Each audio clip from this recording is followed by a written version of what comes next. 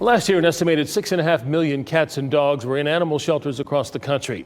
That makes 3 straight years of increases. The combination of more animals and staffing shortages is creating problems for shelters, especially those run with taxpayer dollars. WRAL Investigates' Sarah Kruger shows us the animals aren't the only ones paying the price. It's been a rough couple of years for shelters. Wake County stopped pet surrenders for several weeks. Other shelters like Cumberland waived adoption fees to make room for new animals. They're being overwhelmed. Dr. Patricia Norris, the state animal welfare director, describes the current situation. They can't afford to provide the vet care because veterinary care has gotten so expensive.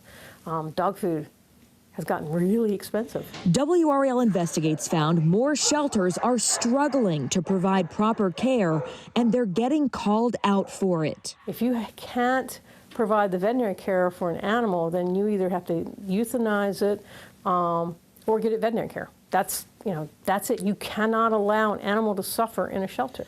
Since the start of 2023, 13 taxpayer-run shelters in our state have been fined or warned. That's more than the total fines and warnings issued the previous 4 years, when counties were punished 10 times.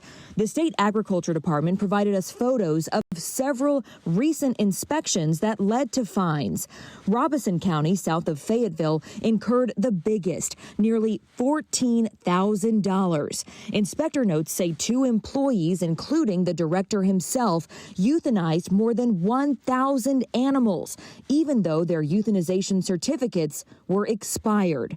The report also notes each man euthanized 6 animals prior to the 72-hour holding period with no supporting documents as to why.